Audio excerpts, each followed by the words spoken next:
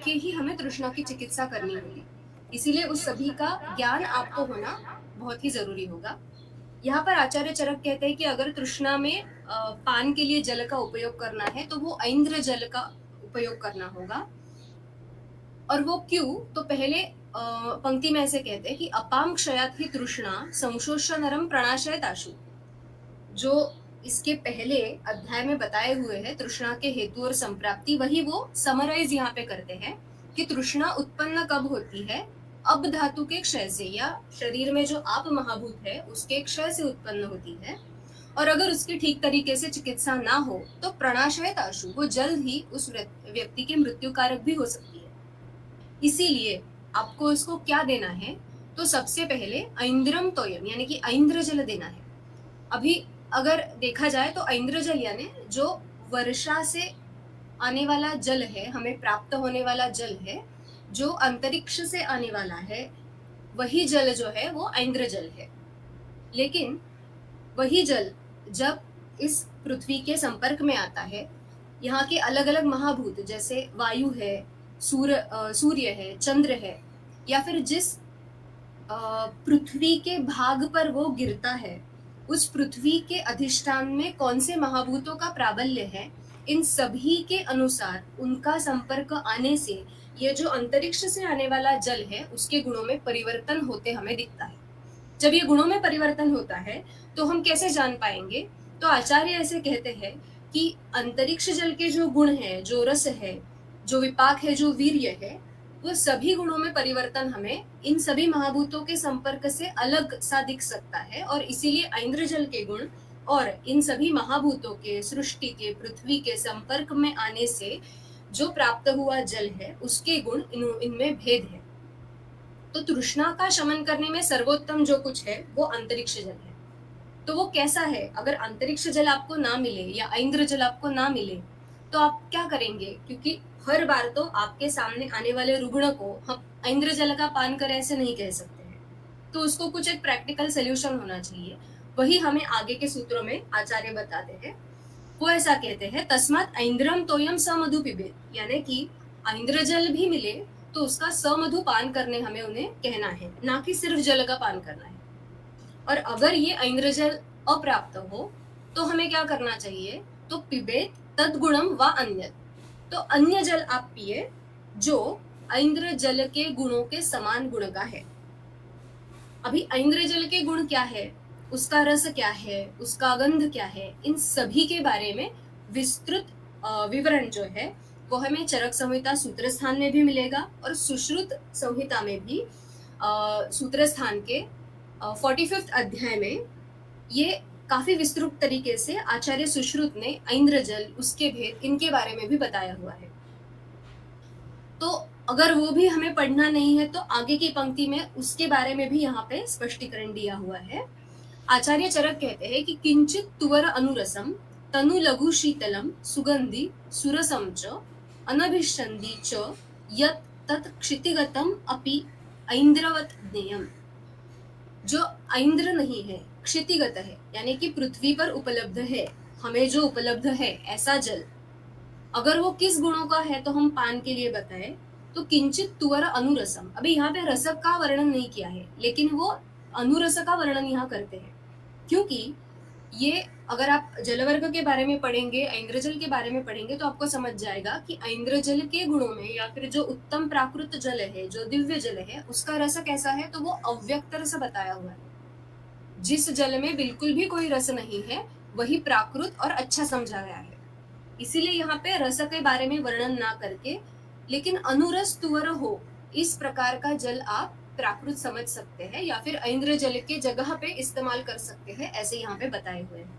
तो तुवर यानी कषाय है, अव्यक्त रस प्रायः होके कषाय अनुरस होगा, तो ऐसा जल आप ले सकते हैं। जो तनु हो, तनु का अर्थ चक्रपाणी टीका में बताते हैं कि तनु इति स्वच्छम, जो हम बोलते हैं कि क्लियर वाटर हो, जो स्वच्छ हो, इस तरीके का जल हमें लेना है। जो लघु हो, लघु यानी कि जो पचन के लिए लघु हो, अग्नि की अपेक्षा से ही लघु होना यहाँ पे जरूरी होगा, तो ऐसा लघु हो।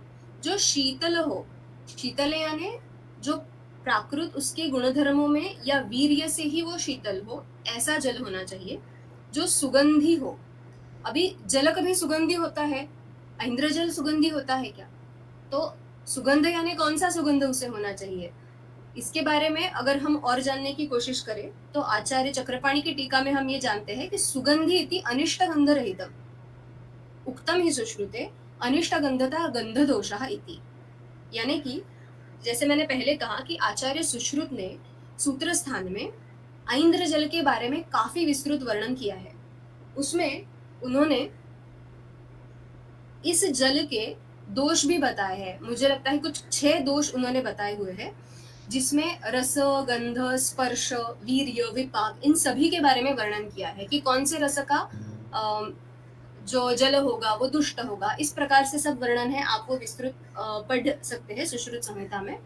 तो इन दोषों में उन्होंने कहा है कि जल का गंध दोष कैसा है कि उसको अनिष्ट गंध आना, यही उसका गंध दोष है। यानी कि अगर अनिष्ट गंध ना हो या कोई भी गंध ना हो तो वो प्राकृत समझा जाएगा। उसे ही शायद यहाँ पे सुगंधी इस तरीके से कहा गया है। सो गंध का अभाव होना, दुर्गंध का अभाव होना, यही सुगंध यहाँ पे बताया हुआ है और यही जल को प्राकृत समझा है या ऐन्द्र जल की जगह पे आप उपयोग कर सकते हैं, ऐसे यहाँ पे बताया हुआ है।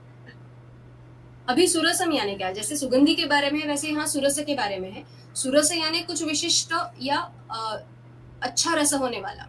अभी जल का रस जो है वो हमने देखा कि अव्यक्त या अनिर्देश रस ऐसा होना चाहिए। तो इसके बारे में फिर से हम टीका में अगर पढ़ते हैं तो यहाँ समझता है कि अप्रातिकूल्येन रसनया आस्वाद्यते इति सुरसम न तु व्यक्त सुष्ठु रसम सुरसम उक्तम ही सुश्रुते व्यक्त रसता रसदोषः इति। यानी कि ये जो 6 दोष बताए हुए हैं उनमें रस का जो दोष कहा गया है वो कहा गया है कि व्यक्त रसता, प्राकृत जल है वो अनिर्देश और अव्यक्त रस ही होना चाहिए। जब कोई रस उसमें व्यक्त हो तो वो उसका रसदोष समझा जाएगा उस जल का। इसीलिए आचार्य चक्रपाणी ऐसे कहते हैं कि अप्रातिकूल्येन रसनया आस्वाद्यते, जिसका स्वाद जो है रसना को या जिह्वा को अच्छा लगता है या खराब नहीं लगता है, जो खराब नहीं है ऐसा, अप्रातिकूल्येन आस्वाद्यते अच्छा लगता है, इस प्रकार का जो जल होगा उसे सुरस कहा जाएगा। न तो व्यक्त सुष्ठु रसम, व्यक्त यानी जो अच्छी तरीके से स्पष्ट प्रकार से हमें हमारी जिह्वा को आस्वाद समझने वाला है, इस प्रकार का होगा वो व्यक्त रस होगा।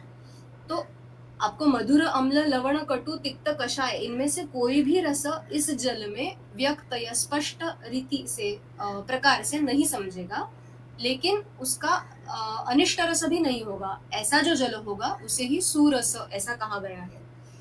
और उसी के साथ साथ अनभिषंदी, जो स्रोतसों में स्रावों को बढ़ाने वाला नहीं है उनको और स्रोतसों का अवरोध करने वाला नहीं है, ऐसा जो जल होगा और जो क्षितिगत होगा यानी पृथ्वी पर उपलब्ध होगा, आपको उपलब्ध होगा, जो ऐन्द्र जल नहीं है लेकिन इस गुणों का क्षितिगत जल है, उसे आप तृष्णा का शमन करने के लिए रुग्ण को पानार्थ दे सकते हैं।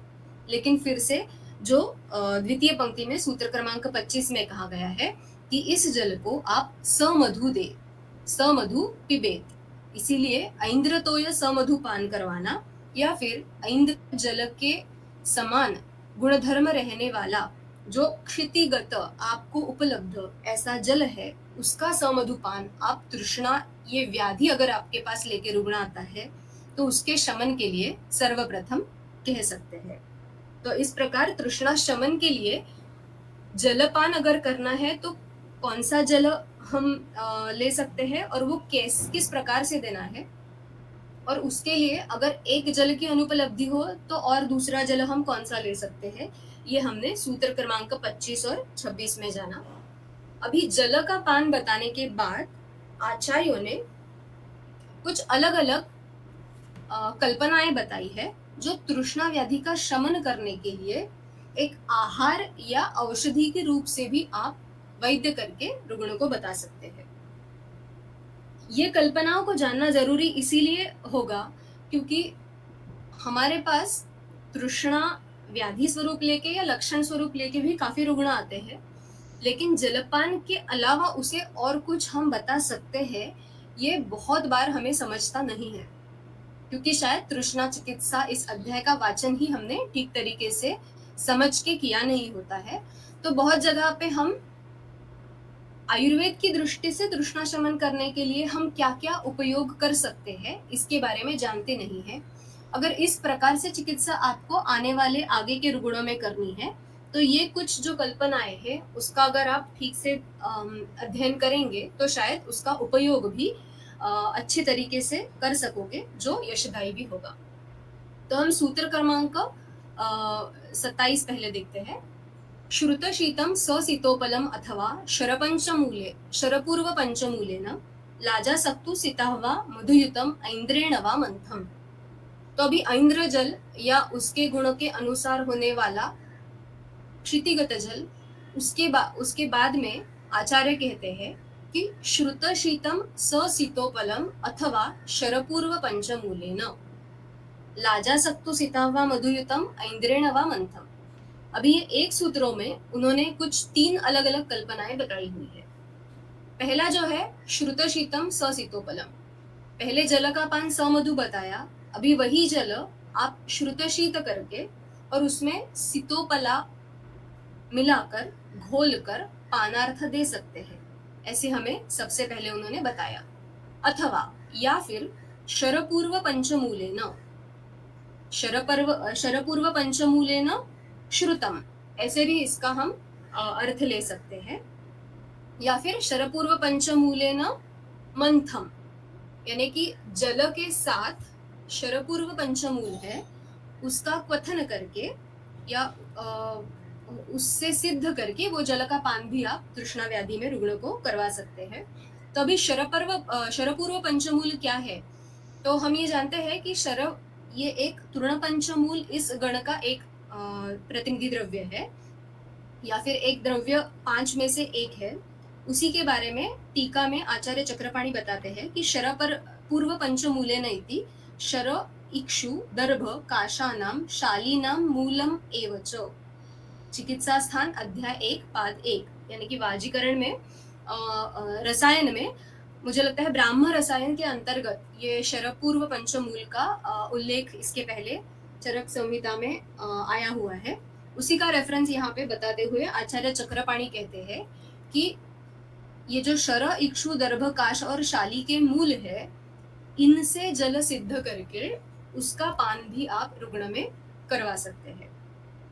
तीसरी कल्पना ऐसी है कि लाजा सक्तु, लाजा आप सभी जानते हैं, लाजा सक्तु सितावहा यानी फिर से सितोपला है और मधु, इन तीनों का ऐन्द्र जल के साथ मंथ बना के, अलग अलग मंथों के प्रकार आप सभी ने इसके पहले देखे होंगे। खरजुरादि मंथ या पानक जैसे कुछ जो कल्पनाएं हैं वो काफी प्रचलित है, लेकिन यहाँ पे तृष्णा शमन करवाने के लिए एक विशिष्ट मंथ दिया है, जिसके जो मूल द्रव्य या घटक द्रव्य है वो है लाजा सक्तु सितावा और मधु। तो क्या आगे की स्लाइड दिख रही है आपको?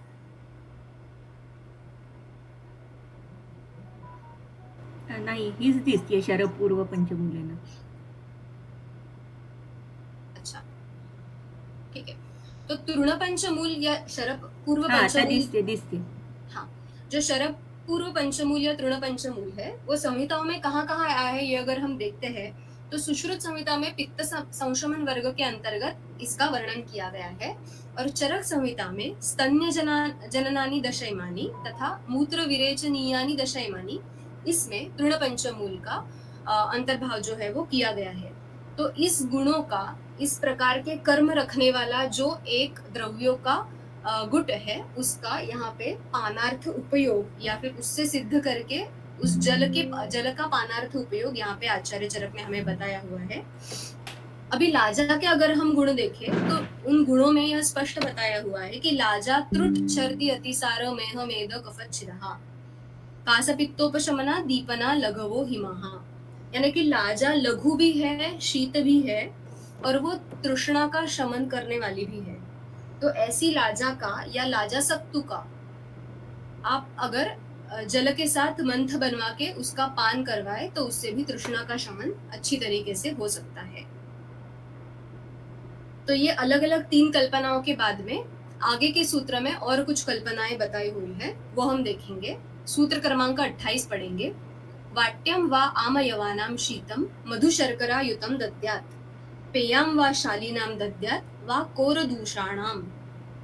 अभी जलपान के बाद, सिद्ध जलपान के बाद और मंथ इस लघु कल्पनाओं के बाद क्रम से आने वाली थोड़ी थोड़ी गुरु, ऐसी कुछ सिर्फ पानार्थ नहीं, जो आहार या आहार वर्ग में भी हम जिन्हें देख सकते हैं, इस प्रकार की कल्पनाओं का तृष्णा शमन के लिए वर्णन यहाँ पे आचार्यों ने किया है।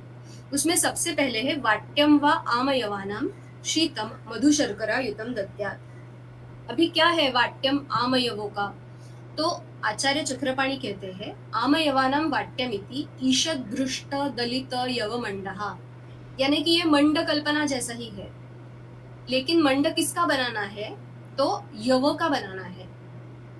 वो यव कैसे लेने हैं? तो ईषद भ्रुष्ट अदलित, यानी कि थोड़े से भून के और उसकी ज्यादा जैसे चूर्ण स्वरूप उसको ना बना के और थोड़ा भून के ऐसे यव लेने हैं और उसको पानी में पकाकर उसका जो मंड होगा, यानी कि पतला द्रव स्वरूप भाग होगा, उसे हमें लेना है यवमंड कह के।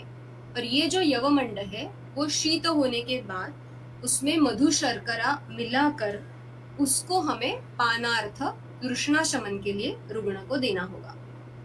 ये हो गई प्रथम कल्पना।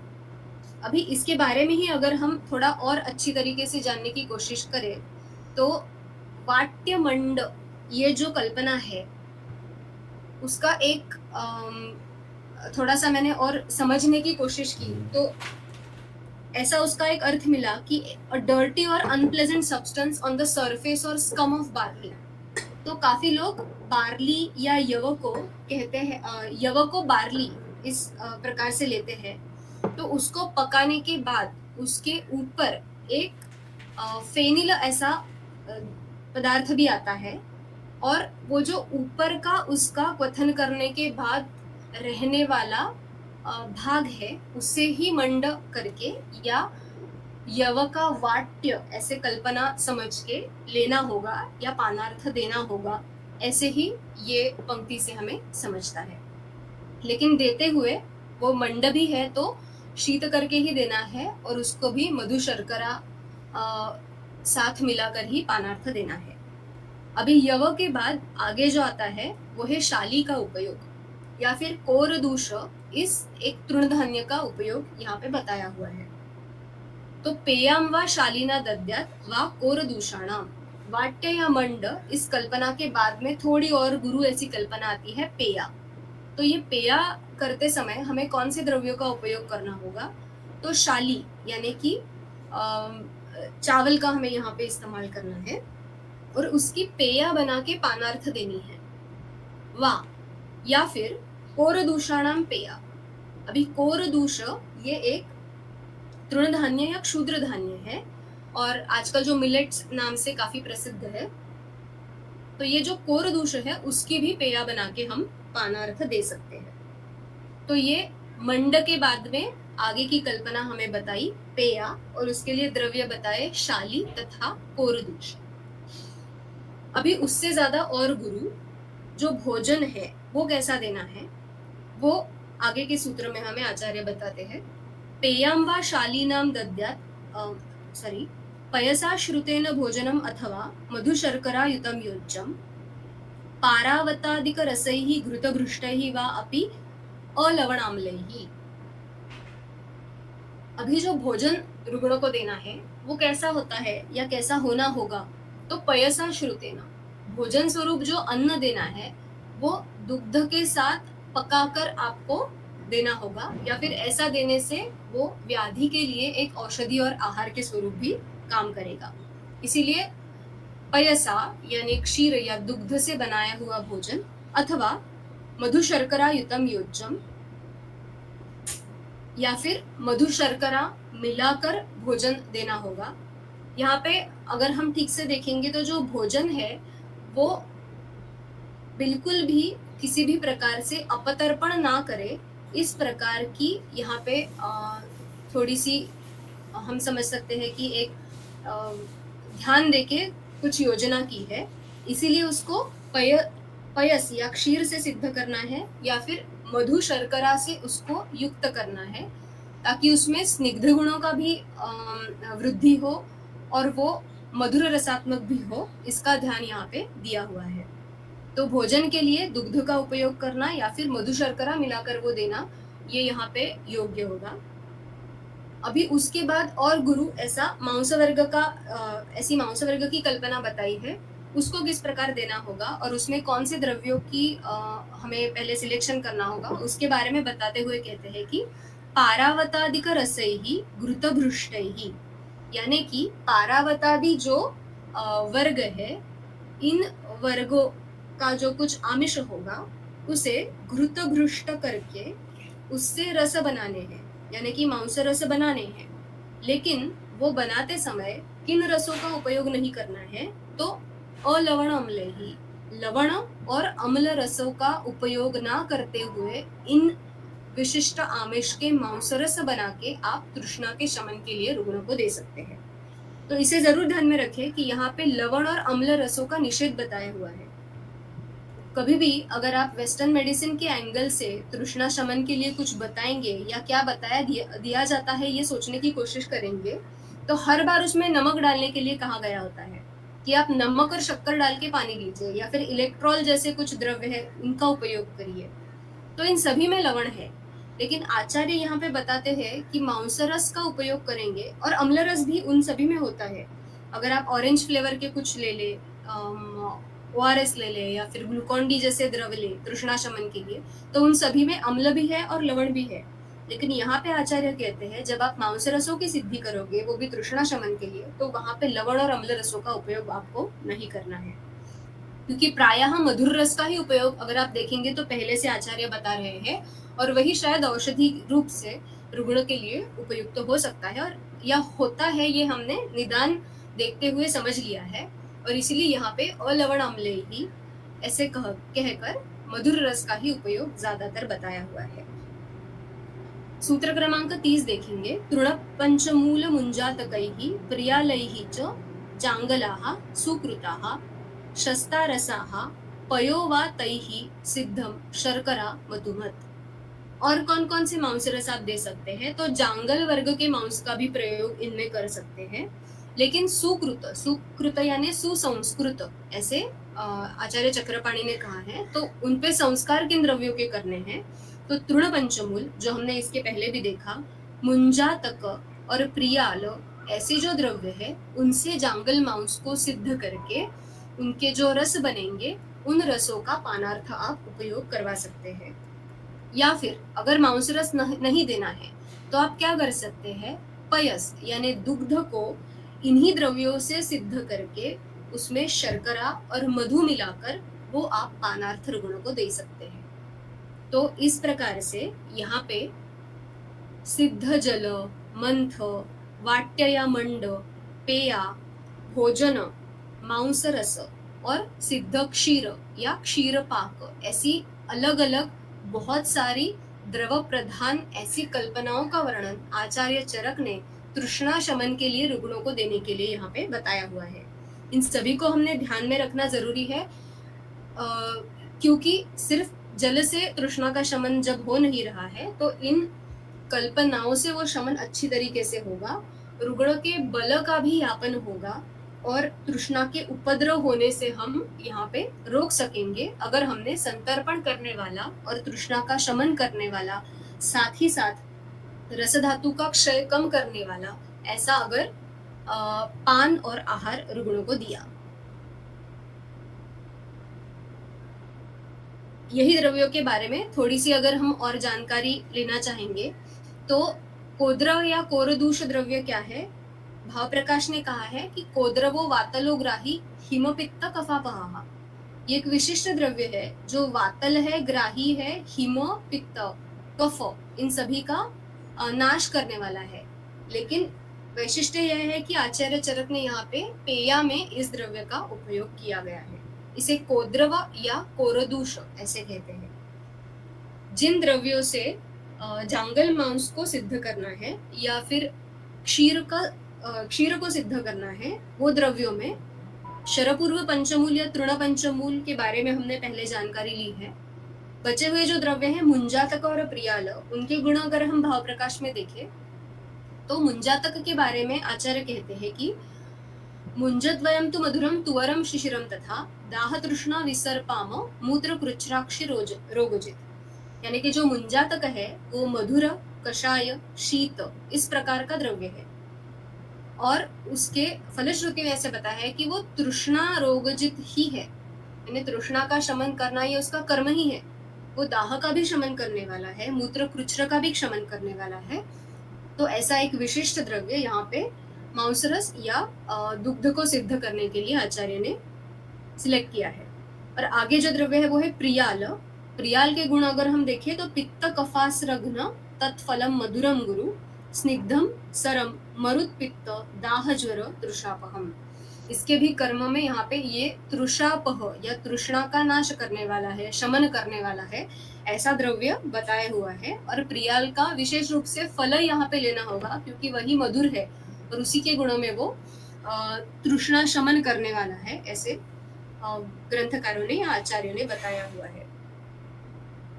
जांगल मांस की ही यहाँ पे जांगल मांस का ही वर्णन क्यों कहा है, इसके बारे में अगर सोचने की कोशिश करें तो पित्तोत्तरे वात मध्य सन्निपाते कफानुगे। जांगल मांस कब कब देना है या कब कब कौन कौन सी व्याधि में या अवस्थाओं में हमें उसे देना पड़ेगा, उसके बारे में वर्णन हमें अष्टांग हृदय में मिलता है कि जहाँ पे पित्तोत्तरे, जिस व्याधि में पित्त उद्रिक्त हो, वात मध्यम हो या फिर सन्निपात हो और कफानुग हो, ऐसा मतलब कम कफ रहने वाला ऐसा जो सन्निपात हो, इन सभी में हम जांगल मांस का प्रयोग करते हैं। तृष्णा में भी हमने देखा है कि अनिल और अनल यानी पित्त और वात इनके प्रकोप से ही होने वाली तृष्णा है, इसीलिए यहाँ पे हमने जांगल मांस का उपयोग चिकित्सा के तौर पे किया हुआ है, ऐसा देखा। तो इसके आगे के सूत्र अभी हम देखेंगे।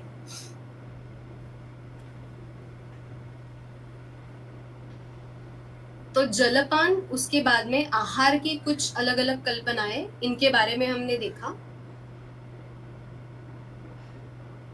अभी आचार्यों ने सिर्फ पानार्थ कल्पनाएं नहीं बताई है तृष्णा की चिकित्सा में, यहाँ पर स्थानिक चिकित्साओं का भी वर्णन किया है जो काफी वैशिष्ट्यपूर्ण है। हम अगर ये पढ़ते नहीं हैं और ये ठीक से समझते नहीं है, ध्यान में नहीं रखते हैं, तो शायद हम सोच भी नहीं पाएंगे कि तृष्णा के शमन के लिए हम कोई लोकल थेरेपीज रुग्णों को बता सकते हैं। तो ये क्या क्या चिकित्साएं बताई हुई है, ये हम आगे सूत्र क्रमांक 31 के आगे समझ लेंगे। पहला सूत्र पढ़ेंगे। शतधौत घृतेन आक्तः पयः पिबेत शीततोयम अवगाह्य मुद्ग मसूर चणकजा रसास्तु भृष्टा घृते देयाः। अभी पानार्थ कल्पनाएं बताने के बाद पान करने वाला जो रुग्ण है वो किस प्रकार का होना चाहिए या उसने और क्या करना चाहिए, इसके बारे में जानकारी हमें यहाँ पे सूत्र क्रमांक 31 में मिलती है। तो यहाँ पहले शब्द है कि शतधौत घृतेन आक्तः, आक्तः यानी अभ्यंग किया हो। तो किससे अभ्यंग करना है उस रुग्ण को, तो शतधौत घृतों से अभ्यंग करके शीततोयम अवगाह्य, अवगाह ये स्वेद का प्रकार हो के भी यहाँ पे हमें सिर्फ जल में अवगाह करना और वो भी शीत जल में अवगाह करना, इसी को समझना चाहिए क्योंकि हम यहाँ पे तृष्णा की चिकित्सा कर रहे हैं। तो पहले अभ्यंग शतधौत घृत से करना है और उसके बाद में शीत जल में अवगाह करना है और फिर इस प्रकार अभ्यंग और अवगाह होने के बाद शीत पय या फिर पय का पान यहाँ पे रुग्ण ने करना है, ऐसे आचार्य ने बताया हुआ है। तो सिर्फ पय का पान नहीं, तो इस प्रकार से कुछ अभ्यंग और अवगाह करके फिर अगर पय का पान करे तो वो ज्यादा असरदार हो सकता है। अगर पय नहीं या फिर पय के जगह पे और हमें क्या दे सकते हैं, तो ये आगे के पंक्ति में हमें समझना है। मुद्ग मसूर चणकजा रसास्तु भृष्टा घृते देयाः, या फिर आप यूष या रस किस प्रकार के दे सकते हैं, किन द्रव्यों से बना के दे सकते हैं, तो मुद्ग मसूर चणक इनसे रस बना के घृष्टाघृते यानी कि उनका पहले घृत में भर्जन करना है और फिर उसके बाद में उनका रस या यूष बनाना है। और ऐसे यूष का पान भी आप इस रुग्ण को करवा सकते हैं अगर तृष्णा व्याधि उसमें है तो। इसके पहले की कल्पनाओं में हमने शाली वर्ग के धान्यों से बनी हुई कल्पनाओं का उपयोग देखा। अब यहाँ पे शिंबी कौन से धान्य, शिंबी वर्ग के या शमी वर्ग के कौन से धान्य हम यहाँ पे चिकित्सा के लिए दे सकते हैं उसके बारे में वर्णन है। तो मुद्ग मसूर चणक इन 3 द्रव्यों का यहाँ पे वर्णन है। इनका यूष बनाना है घृत में भ्रष्ट करके और वो रुग्ण को आप पानार्थ दे सकते हैं या फिर आप पय का पान भी इस रुग्ण को करवा सकते हैं, ऐसे यहाँ पे बताया है। अभी आगे का सूत्र देखते हैं, सूत्र क्रमांक 32। मधुरैः सजीवनीयैः शीतैः च सतिक्तकैः श्रुतं क्षीरं पान अभ्यंजन सेकेषु इष्टम मधुशर्करा युक्तम। अभी एक सिद्ध क्षीर बताया है, इसके पहले भी सिद्ध क्षीर बताया है, लेकिन यहाँ पर जो सिद्ध क्षीर के द्रव्य बनाए हैं या फिर क्षीर सिद्ध करने के लिए जो कल्पना बताई हुई है उसका सिर्फ पानार्थ ही नहीं तो अभ्यंग सेक इस स्थानिक चिकित्सा के लिए भी आप तृष्णा के रुग्ण में उपयोग कर सकते हैं, ऐसे आचार्य कहते हैं। तो ये क्षीर को किस प्रकार से सिद्ध करना है, तो मधुर रसात्मक और जीवनीय कर्म करने वाले शीत वीर्यात्मक, जैसे मधुर है वैसे ही तिक्त रसात्मक द्रव्य भी आप यहाँ पे ले सकते हैं। तो मधुर तिक्त रस के जीवनीय कर्म करने वाले और शीत वीर्य वाले द्रव्यों से क्षीर को आप सिद्ध कर ले और इस प्रकार से सिद्ध किया हुआ जो क्षीर है उसका आप पानार्थ उपयोग कर सकते हैं। उसी से आप तृष्णा के रुग्ण का अभ्यंग कर सकते हैं और जो धारा या सेक रुग्ण पे करना है उसके लिए भी इस सिद्ध क्षीर का आप उपयोग कर सकते हैं। और ये करते हुए आपको क्या करना है, तो मधु और शर्करा से उसको युक्त करना है।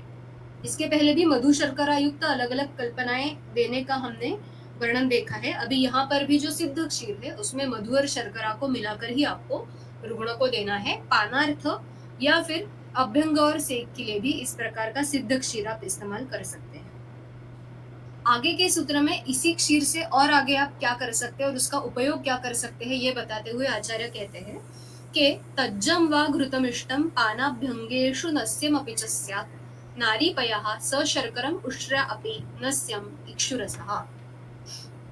अभी ऐसा जो सिद्ध क्षीर है तज्जम यानी कि ये जो क्षीर है उसमें से उत्पन्न घृतम, घृत है वो किसके लिए इष्ट है, तो पान अभ्यंगेषु नस्यम अपि च।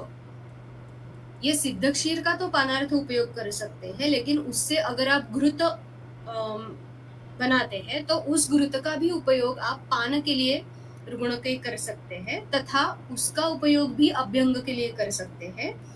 और यहाँ पे और एक फिर उपक्रम या एक पंचकर्म का विभाग आता है, वो है नस्यम। तो नस्य के लिए भी इस प्रकार के सिद्ध क्षीर से बने हुए घृत का उपयोग आप यहाँ पे तृष्णा शमन के लिए करवा सकते हैं, ऐसे आप आचार्य ने यहाँ पे बताया हुआ है। नस्य के लिए इस घृत के साथ और 2 द्रव्य भी आचार्य बताते हैं, वो है नारीपयः सशर्करम उष्ट्र्या अपि नस्यम इक्षुरसः। मातृदुग्ध या फिर उष्ट्री क्षीर या फिर इक्षुरस, इन सभी का भी तृष्णा रोग में नस्य के लिए आप उपयोग कर सकते हैं, यहाँ पे ऐसे आचार्य ने बताया हुआ है।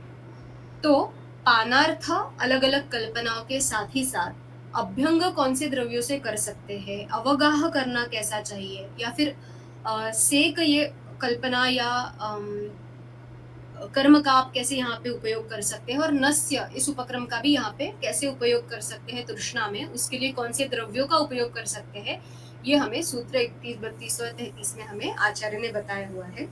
अगर हम टीका देखें तो यहाँ पे ऐसे बताया है, तज्जमिति मधुरादि श्रुत क्षीरजम, जो हमने देख लिया कि जो घृत है वो मधुरादि सिद्ध जो क्षीर होगा उससे बनाना है। और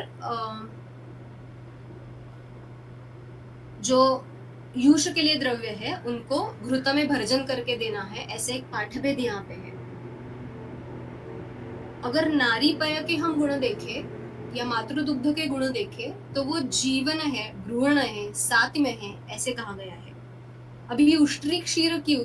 तो उष्ट्री क्षीर भी जीवन तो है ही, लेकिन शायद ये ऐसे जगह पे उत्पन्न हो रहा है जो पहले से ही काफी रूखा सूखा और जहाँ पे पहले ही आपधातु क्षय है, जिस सृष्टि में, जिस पृथ्वी में, वहां पे उत्पन्न होने वाले प्राणी का दुग्ध है, तो वहां पे जीवन देने के लिए वो उपयुक्त है। इसीलिए शायद ऐसा स्थान जब शरीर में, ऐसी स्थिति जब शरीर में बन जाती है तो वो वहां पे जीवन देने का काम अच्छी तरीके से कर सकता है, ऐसा विचार शायद यहाँ पे हो सकता है, ऐसे मुझे लगता है।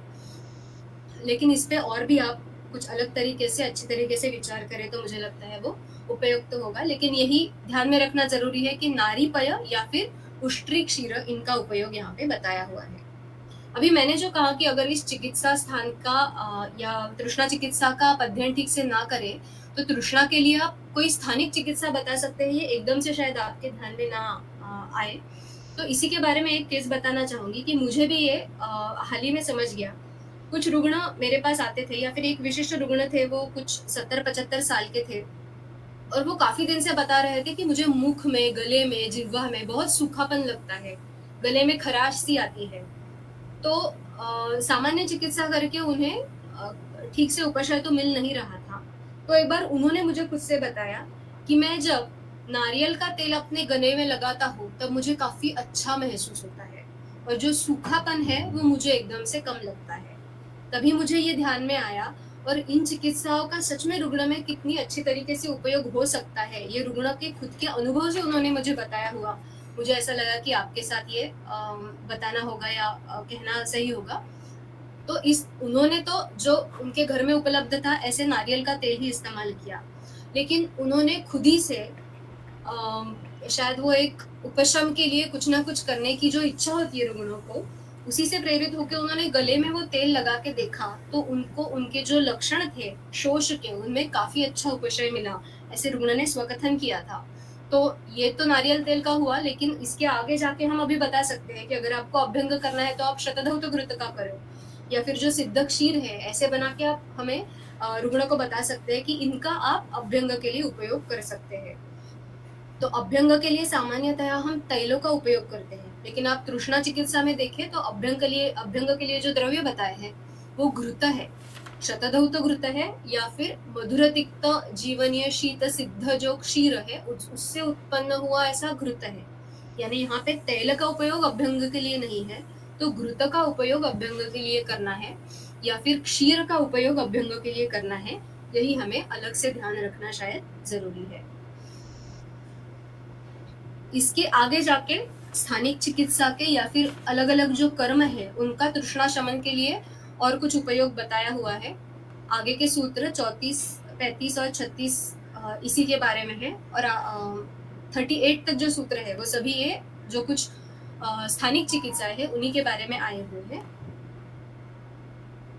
पहला सूत्र देखेंगे, क्षीर इक्षुरस गुणोदक सीतोपला क्षौद्र सीधु मार्द्विकैः वृक्षाम्ल मातुलुंगैः गंडूषाः तालुशोषग्नाः। तृष्णा में तालुशोष ये एक प्रमुख लक्षण भी है, पूर्व रूप भी है, उपद्रव में भी आता है, ऐसे हमने देखा है। तो ये जो शोष है, अगर इसके लिए हमें कोई स्थानिक चिकित्सा करनी है तो गंडूष ये बहुत ही उपयुक्त ऐसा उपक्रम यहाँ पे बताया हुआ है। गंडूष जो रुग्णों को बताना है करने के लिए, तो वो कौन कौन से द्रव्यों से आप बता सकते हैं। तो पहला है क्षीर, दुग्ध से गंडूष बता सकते हैं, या फिर इक्षुरस जो हमने नस्य के लिए देखा उसी का भी गंडूष के लिए उपयोग कर सकते हैं, गुणोदक का भी उपयोग कर सकते हैं, सीतोपला जल का भी उपयोग कर सकते हैं, क्षौद्र यानी मधु का भी उपयोग बता सकते हैं, सीधु यानी इक्षुरस से बना हुआ जो मद्य का प्रकार है उसका यहाँ पे उपयोग कर सकते हैं, या फिर मार्द्विक यानी मृद्विका से बना हुआ जो मद्य का प्रकार है वो मद्य भी द्रव स्वरूप लेकर मुखशोष में गंडूष के लिए आप उपयोग कर सकते हैं। या फिर वृक्षाम्ल मातुलिंग, इनसे सिद्ध जो जल है, वृक्षाम्ल और मातुलिंग दोनों भी अम्ल रस प्रधान ऐसे द्रव्य बताए हुए हैं, उनसे सिद्ध जो जल है उसका भी आप गंडूश के लिए प्रयोग जो है वो रुग्ण में कर सकते हैं। अभी जब पानार्थ अलग अलग कल्पनाएं बताई हुई थी वहां पे कहीं पे भी अम्ल रस का उपयोग नहीं था, लेकिन जब यहाँ पे तालुशोष की चिकित्सा के लिए कुछ उपक्रम बताए हुए हैं जैसे कि गंडूशम, यहाँ पे वृक्षाम्ल और मातुलिंग ऐसे अम्ल द्रव्यों का उपयोग किया गया है। तो ऐसे क्यों है? पहले वो कहते हैं कि अम्ल द्रव्य का उपयोग ना करें और अभी स्थानिक चिकित्सा में तो अम्ल द्रव्यों का खुद ही से यहाँ पे उन्होंने वर्णन किया है। तो इसके लिए हमें यही जानना जरूरी होगा कि कोई भी अम्ल रसात्मक जो द्रव्य है उसका गुण ही ऐसे बताया है कि वो स्पर्शशीत है। अगर उसके पंचमहाभूतों के बारे में हम जाने तो तेज और भूमि प्रधान, पृथ्वी और तेज महाभूत प्रधान ऐसा वो रस है। तो अभ्यंतर पान के बाद शरीर में तेज की वृद्धि होना, अग्नि की वृद्धि होना, पित्त की वृद्धि होना हमें अपेक्षित ही नहीं है। इसीलिए शायद पानार्थ अम्ल द्रव्य का उपयोग नहीं है, लेकिन अम्ल जो द्रव्य है वो स्पर्शशीत है, इसीलिए गंडूश जैसे जो स्थानिक उपक्रम है उनमें उसका उपयोग हम कर सकेंगे, ऐसे यहाँ पे आचार्यों का कहना होगा। और ये इसीलिए शायद गंडूश में वृक्षाम्ल, मातुलिंग या फिर सीधु मार्द्विक जैसे जो अम्ल द्रव्य है उनका उपयोग यहाँ पे आचार्य ने बताया हुआ है।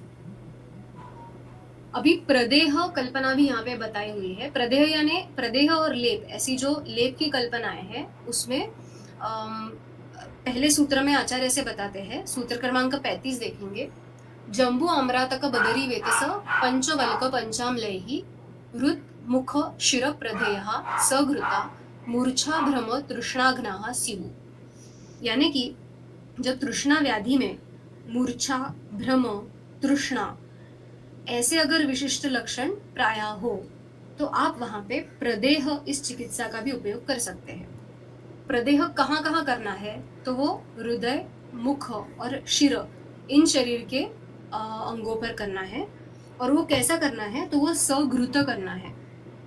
अभ्यंग के लिए भी हमने देखा कि घृत का ही उपयोग था। अभी यहाँ पर प्रदेह है तो उसमें भी जल के जगह पे घृत का ही उपयोग आचार्यों ने बताया हुआ है। और उसके लिए जो द्रव्य बताए गए हैं वो है जंबू, आम्रातक, बदरी, वेतस, पंचवल्क, पंचाम्लैहि।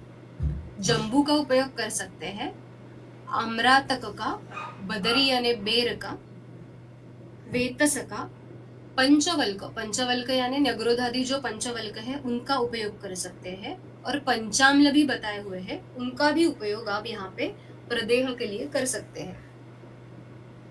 तो इसमें फिर से अम्ल रसों का उपयोग है। आम्रातक में भी अम्ल रस है, बदरी है, वेतस है, पंचाम्ल है, इन सभी में अम्ल रस प्रधान है। और ऐसे द्रव्यों का ही फिर से स्थानिक चिकित्सा के लिए घृत के साथ प्रदेह स्वरूप उपयोग करने के लिए यहाँ पे कहा गया है। प्रदेह कब करना है उसकी अवस्था भी बताई हुई है कि मूर्छा, भ्रम, तृष्णा ऐसे लक्षण प्राय होंगे तब प्रदेह का उपयोग आप कर सकते हैं। अभी आगे जाके लेप के द्रव्य भी बताए हुए हैं। सूत्र पढ़ेंगे। दाड़ीम दधित्थ लोध्रैहि सविदारी बीजपूरकैहि शिरसः लेपो गौरामलकैहि घृत आरनालयुतैश्च हितः। प्रदेह जो बताया था वो हृदय, मुख और शिर इन अवयवों पर बताया था। अभी जो लेप बताया है वो शिरस लेप बताया हुआ है। शिर प्रदेश पे लेप चिकित्सा के तौर पे करना ये केरल में पंचकर्म में काफी बड़ी मात्रा में उपयोग किया जाता है। उसी के बारे में यहाँ पे वर्णन होगा।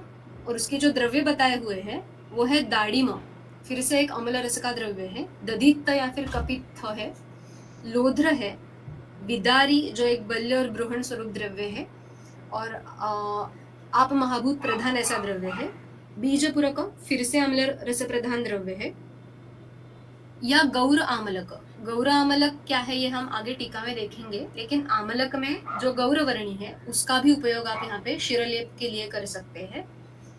और उनमें किस किस को मिलाना है? तो घृत को मिलाना है, जो इसके पहले प्रदेह में भी हमने देखा, या फिर आरनाल या कांजी जैसे अम्ल द्रव्यों को मिला के ही उसका लेप करने के लिए उपयोग करना है, ऐसे आचार्य यहाँ पे बताते हैं। तो प्रदेह के द्रव्य क्या है, लेप के द्रव्य क्या है, हमने यहाँ पे देख लिया। आगे जाके और कुछ लेप यहाँ पे बताए हुए हैं। सूत्र क्रमांक 37 और 38 अभी हम देखेंगे। शैवल पंकाम्बुरुहैः साम्लैः सघृतैः च शक्तुभिः लेपः मस्तु आरनाल आर्द्रवसन कमलमणिहार संस्पर्शाः शिशिराम्बुचन्दनार्द्रस्तनतटपाणि तलगात्र संस्पर्शाः क्षौमार्द्रनिवसनानां वरांगनानां प्रियाणां च।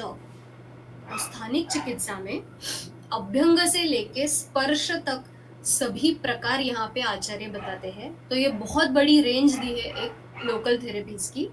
ये हम सभी जरूर प्रयोग कर सकते हैं अलग अलग अवस्थाओं में, अलग अलग लक्षणों में।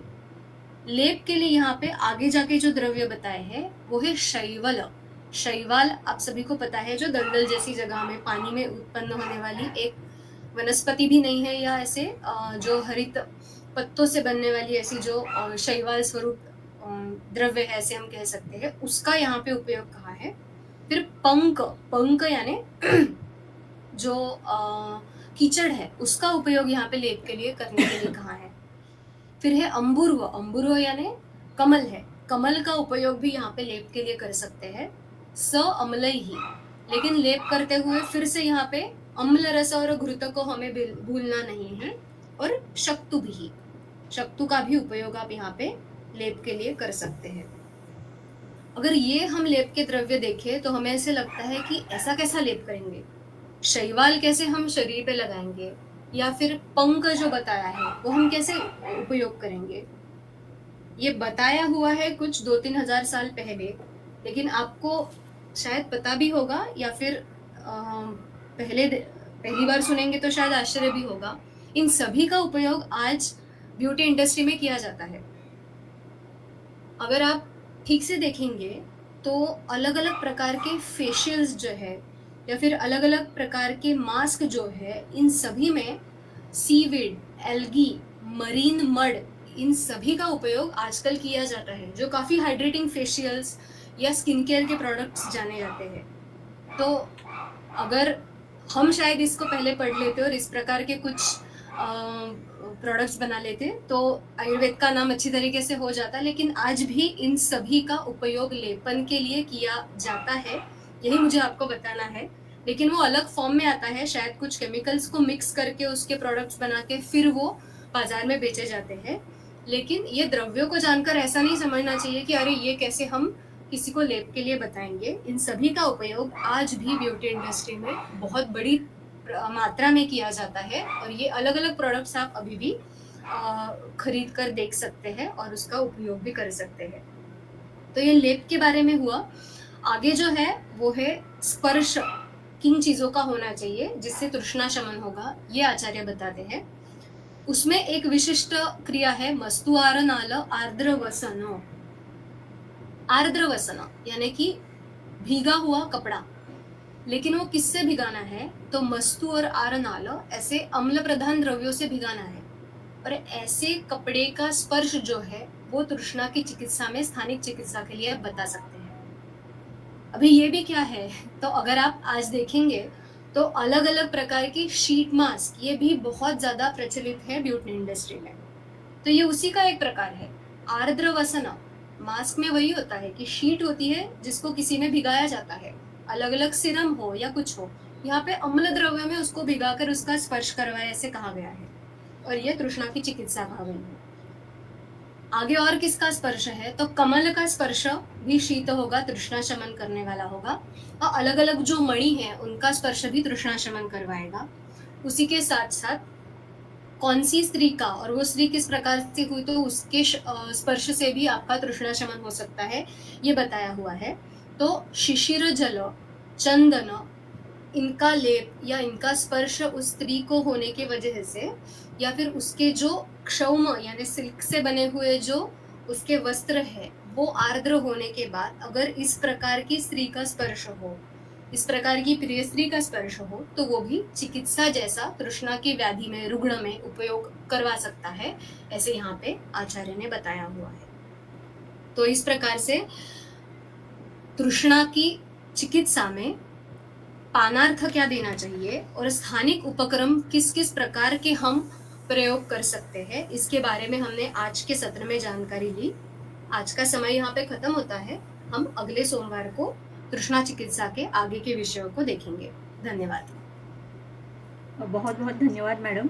सच में जैसे जैसे हम ये अध्याय पढ़ रहे हैं तो बहुत सारे उपयोग हमें दिखाई दे रहे हैं, क्योंकि सच में तृष्णा इतनी डिटेल में हमने कभी पढ़ी नहीं थी। सबने, मेरे ख्याल से सबका यही ख्याल होगा। और इतने सारे योग आए स्थानिक स्पेशली, तो वो भी बहुत ही देखने लायक योग है। एक सिर्फ एक एडिशन करना चाहूँगी। आपने मुंजा तक का जो कहा, तो सर से मैंने अभी पूछा था कि ये क्या हो सकता है मुंजा तक का, क्योंकि बहुत बार हम इसका उपयोग नहीं करते। तो मुंजा तक का सर ने जो बताया है वो यूलोफिया डेविया करके ऑर्किडेसी फैमिली का एक द्रव्य है, जो कि हिमालय में ही मिलता है। तो मेरे ख्याल से अगर ऑर्किडेसी फैमिली से है ये द्रव्य, तो वो तृष्णा शमन करने वाला ही होगा ज़रूर। और हिमालयन रेंज का ये प्लांट है। तो सर ने जो बताया था, एड ऑन किया था, तो सिर्फ वो मैंने कहा। ये सार्थक, आपकी थैंक यू कोई मैम। शंका है? सार्थक? मैम हाँ। एक डाउट है कि मुद्गम, मसूर और चणक का जहाँ पे घृतभृष्ट करने के लिए बोला है, तो इन शिम्बियों को हमें घृतभृष्ट करके यूज करना है या फिर यूज को घृतभृष्ट करना है? नहीं, इन शिम्बी धान्य को घृतभृष्ट करके फिर उसका यूष बनाना है। Okay ma'am. एंड सिद्ध क्षीर तज्जम घृतम, ये जो कॉन्सेप्ट है यहाँ पर मधु शर्करा उसमें ऐड करने के लिए बोला है सिद्ध क्षीर में, लेकिन जब हम घृत करेंगे तब हमें मधु ऐड नहीं करना ना, क्योंकि नहीं नहीं, अग्नि संस्कार वो जो होने मधु वाला है। शर्करा उसमें ऐड करने के लिए कही है, वो जब आप पान अभ्यंग के लिए इस्तेमाल करेंगे या फिर पानार्थ देंगे तभी उसमें आपको ऐड करनी है। लेकिन जब घृत बनाएंगे तब उसमें हम शर्करा नहीं डालेंगे, वो सिद्ध क्षीर का ही घृत बनाएंगे। जब सिद्ध ओके क्षीर मैम। पानार्थ देना है तब उसमें आपको शर्करा ऐड करनी है। Okay, thank you ma'am. Yes. और किसी को अगर कुछ डाउट है तो आप पूछ सकते हो।